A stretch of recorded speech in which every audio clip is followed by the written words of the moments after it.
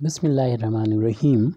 On the demand of Sun Maina Tribe from Guwahati, Assam, B. Barua College, BSc first semester, find the intervals in which the curve y is equal to x square plus 4x plus 5 multiplied by e to the power minus x is concave upward or concave downward. Also find the point of inflection. तो हमें सबसे पहले तो वो interval find करना है इस curve के लिए जहाँ जिन इंटरवल में ये कर्व जो है कॉनकेव अपवर्ड होगा या कॉनकेव डाउनवर्ड होगा। उसके साथ साथ वो पॉइंट भी फाइंड करना है जिस पॉइंट के एक साइड में तो ये कर्व जो होगा कॉनकेव अपवर्ड होगा और पॉइंट के दूसरे साइड जो है वो ये कॉनकेव डाउनवर्ड होगा।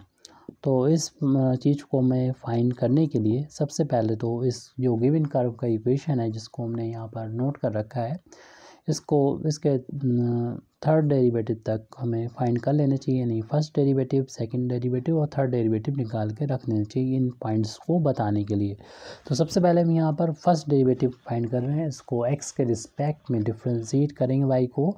तो x के रिस्पेक्ट में जब डिफ्रेंशिएशन राइट हैंड साइड में करने जाएंगे तो यहाँ पर दो फंक्शन का मल्टीप्लिकेशन है, तो फर्स्ट फंक्शन को एज इट नोट कर देंगे।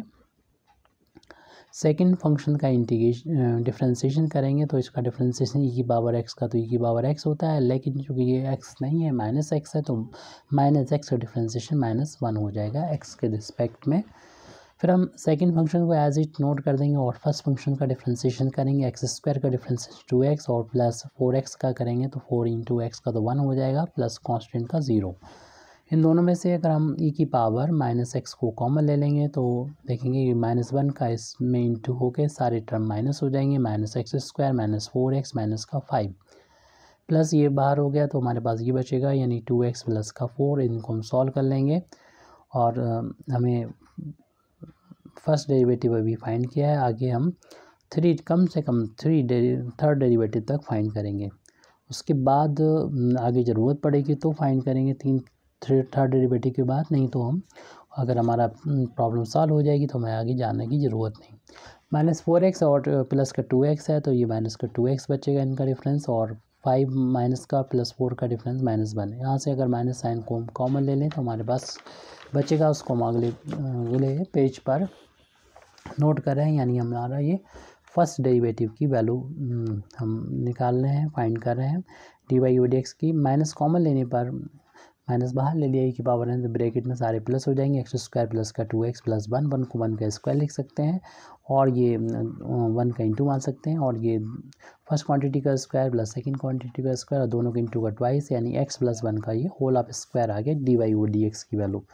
और हमें ज़रूरत पड़ेगी सेकंड डेरिवेटिव की भी। तो सेकंड डेरिवेटिव अगर निकालना है तो फर्स्ट डेरिवेटिव जो आया है अभी इसको दोबारा से डिफ्रेंशिएट करेंगे, इसके लिए माइनस तो बाहर ले लें और इसमें दो फंक्शन का मल्टीप्लिकेशन लगा दें, यानी फर्स्ट फंक्शन को जो कि की बार -x है इसको तो ऐसे ही लिख देंगे as it first function. Second का डिफ्रेंशिएशन करेंगे तो पावर इसकी आगे जाएगी और जितनी भी पावर है उसमें से एक माइनस हो जाएगा, लेकिन ये x नहीं है, x प्लस 1 है तो x प्लस 1 का डिफ्रेंशिएशन x के रिस्पेक्ट में जब करेंगे तो x का तो 1 हो जाएगा और 1 का 0 हो जाएगा, plus second function as it differentiation of first, और फर्स्ट का डिफ्रेंशिएशन जो कि e की पावर -x है इसका करेंगे डिफ्रेंशिएशन। e की बार x का तो e की बार x होता है, लेकिन ये x ना हो के -x है इसलिए इसका दोबारा डिफ्रेंशिएशन -1 हो जाएगा।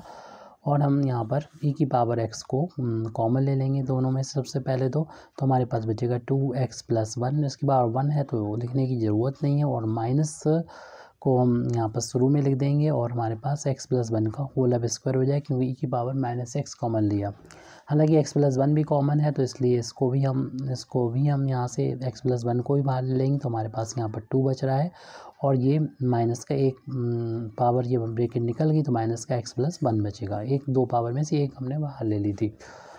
अब यहाँ पर जो बच रहा है उसको लिख देते हैं, यानी x प्लस 1 और 2 माइनस x माइनस का 1। e की पावर -x है, x प्लस 1 है ये, और x माइनस का है और 2 और 1 का डिफरेंस प्लस का 1 बचेगा। और इस माइनस का अगर हम इस ब्रैकेट में इंटू कर दें, किसी एक ब्रैकेट में मल्टीप्लाई कर दें, तो हम सेकंड वाले में कर रहे हैं इंटू, तो ये x प्लस हो जाएगा 1 माइनस हो जाएगा। एक ब्रैकेट में ऐड हो रहा है दूसरे में सब्सट्रैक्ट हो रहा है तो a² - b² की आइडेंटिटी यहाँ पर लग जाएगी। क्योंकि ये इतना है हमारे पास, हम इतना लिख सकते हैं, मीन्स हम लिख सकते हैं इसको एक्स का स्क्वायर माइनस 1 का स्क्वायर। एक्स का यानी ये सेकंड डेरिवेटिव की वैल्यू आ चुकी है कि e की power minus x square minus 1। अब हमें थर्ड डेरिवेटिव की भी ज़रूरत पड़ती है, इसलिए हम इसको पहले ही फाइंड कर लेते हैं, D cube I over D X cube. तो इसलिए first function as it differentiation of second, इसका डिफ्रेंसीशन करेंगे एक्स स्क्वायर का 2x 1 का 0 प्लस सेकेंड फंक्शन को एज इट लिख देंगे और फर्स्ट का डिफ्रेंसीशन ई की पावर एक्स का ई की पावर एक्स, लेकिन ये माइनस एक्स का तो एक्स माइनस एक्स का माइनस का 1 हो जाएगा। इन दोनों में से कॉमन ई की पावर माइनस एक्स को ले लेंगे तो हमारे पास फर्स्ट टर्म में तो 2x बचेगा, सेकेंड में इस माइनस 1 का जब इस ब्रैकेट में इंटू करेंगे तो माइनस एक्स स्क्वायर और प्लस का 1 आ जाएगा। तो ये वैल्यू जो आई वो सेकेंड डेरिवेटिव की आई है। अब हमें यहाँ पर जो सबसे पहले हमसे बोला गया था कि हमें इस इंटरवल फाइंड करना है जिससे ये फंक्शन जो है वो कॉनकेव अपवर्ड या कॉनकेव डाउनवर्ड होगा। तो उसके लिए हमें सेकंड डेरिवेटिव को 0 के बराबर पुट करना पड़ता है इस इंटरवल को फाइंड करने के लिए। तो इसलिए हम जो है सेकंड डेरिवेटिव को 0 के बराबर पुट कर देंगे। सेकंड डेरिवेटिव की वैल्यू थी, ऊपर से देख सकते हैं यहाँ पर हमें e की power minus X into X square minus 1 equal to 0।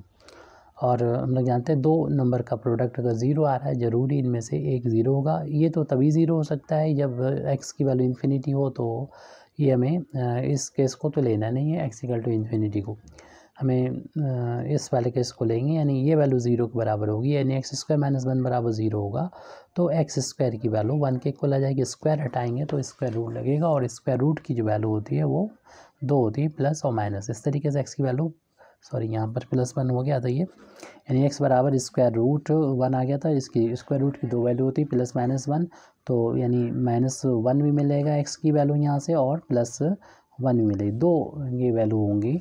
यहाँ से हमारा इंटरवल चेंज होगा। हम लोग जानते हैं इंटरवल, रियल इंटरवल जो होता है माइनस इन्फिनिटी से लेके जो होता है वो प्लस इन्फिनिटी तक होता है। और हमारी ये वैल्यू जो मिल रही है वो एक तो एक्स की वैल्यू माइनस 1 मिल रही, दूसरा ये प्लस 1 मिल रही।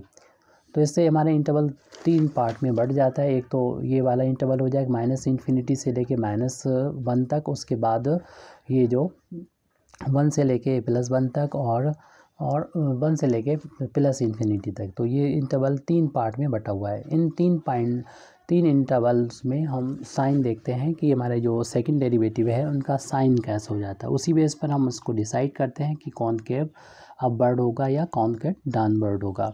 तो इसके लिए हम यहाँ पर सबसे पहले तो सेकंड इस इंटरवल की बात करते हैं, for interval minus infinity to minus का 1।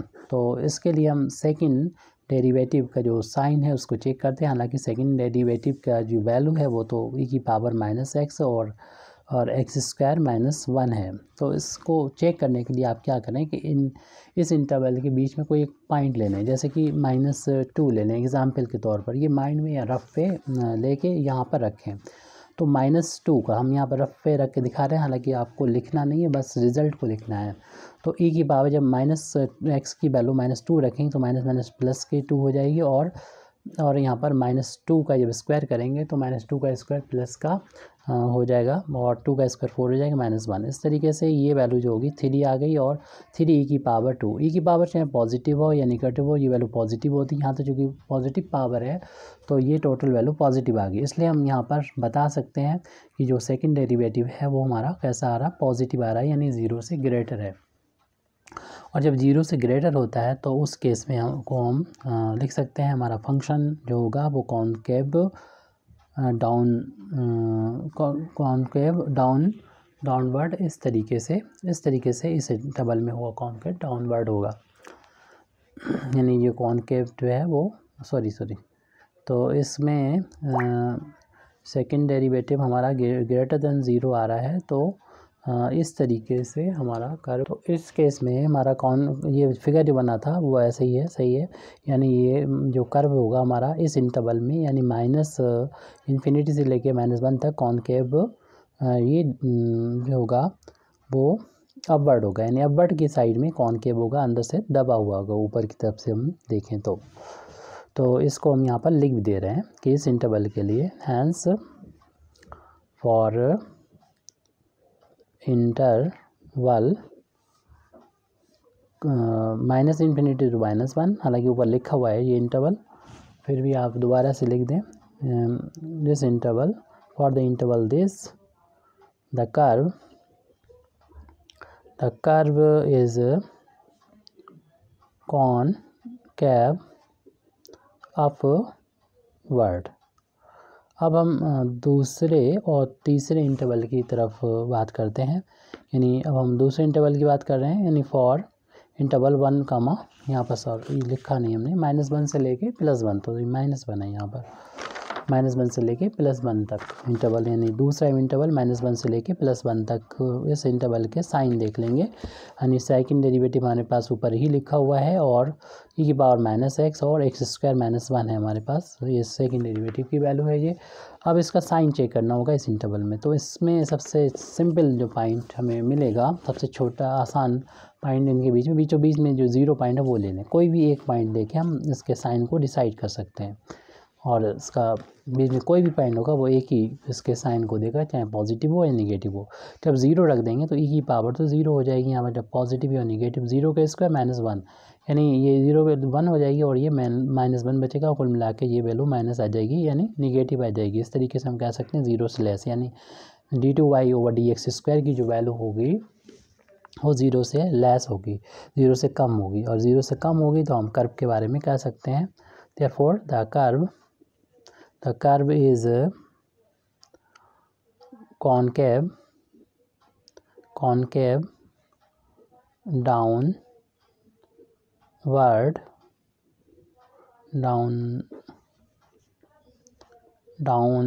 downward means इस तरीके, concave downward means इस तरीके से, डाउनवर्ड इन इंटरवल -1 कामा +1, तो -1 कामा +1 में ये कॉनकेव डाउनवर्ड होगा। अब हम तीसरा इंटरवल ले लेते हैं, फॉर इंटरवल +1 टू इन्फिनिटी, तीसरा इंटरवल, इसमें हम सेकंड डेरिवेटिव की वैल्यू का जो साइन है वो चेक करेंगे, जैसे कि अभी तक चेक किया था। इसकी वैल्यू थी e की पावर -x और x² -1, ये वैल्यू थी।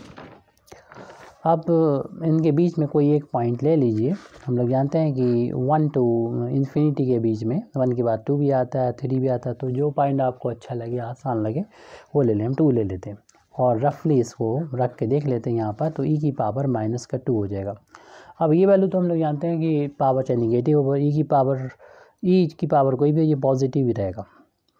अब ये हम 2 रखेंगे, 2 का स्क्वायर 4 हो जाएगा, -1, यानी कुल मिला के ये 3 आ गया, और ये वैल्यू भी इसे प्लस करना है तो अपान में लिख सकते हैं, कुल मिला के ये वैल्यू पॉजिटिव है, 0 से बड़ी है, निगेटिव नहीं है।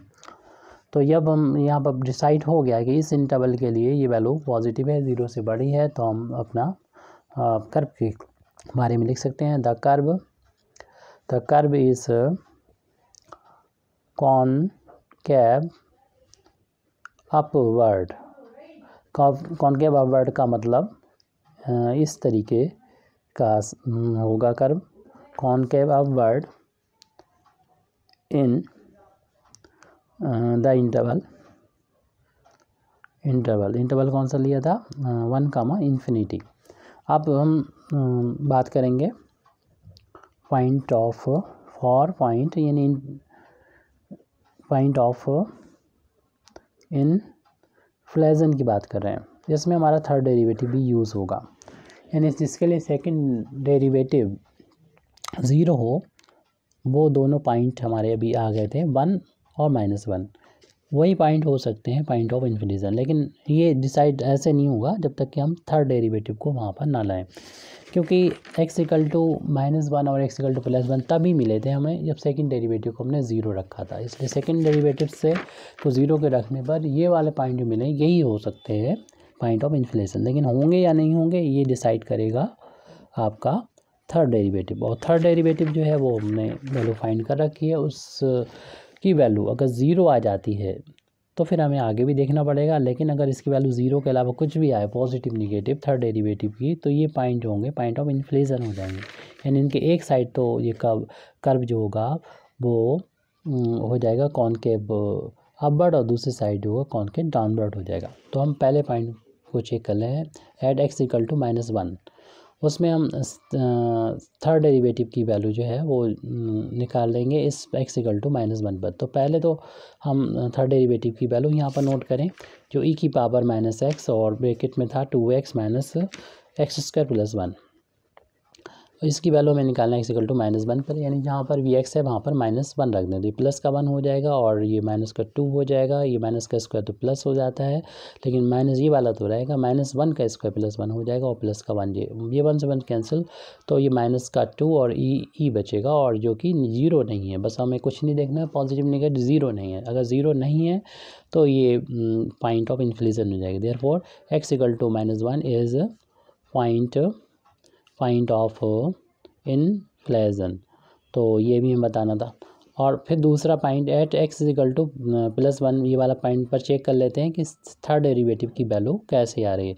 अगर थर्ड डेरिवेटिव की वैल्यू यहाँ पर 0 आती है तो फिर आगे भी हमें ऐसे फिर करना पड़ेगा। लेकिन हम चेक कर रहे हैं यहाँ पर थर्ड डेरिवेटिव इतना है और इस पर हमें x इक्वल टू 1 पर वैल्यू रखना है, पता लगाना है कि ये 0 तो नहीं है या 0 है या 0 नहीं है। तो यहाँ पर -1 हो जाएगा x इक्वल टू 1 रखने पर, ये 2 हो जाएगा, 1 का स्क्वायर तो 1 होता है और ये प्लस का 1, ये कैंसिल हो जाएंगे और ये 2 e को पावर प्लस करना चाहें तो नीचे लिख दें, e2/e, कुल मिला के ये 0 भी नहीं है, ये 0 नहीं है। तो ये 0.1 जो आया है x इक्वल टू 1 इज़ कह सकते हैं, उसी तरीके से ये भी इज़ पॉइंट ऑफ इन्फ्लेशन है, इन्फ्लेशन। तो ये दो पॉइंट -1 और +1 पॉइंट ऑफ इन्फ्लेशन हो गया। Thank you very much Indeed for listening me. व आखिर दावाना अल्हम्दुलिल्लाहि रब्बिल आलमीन।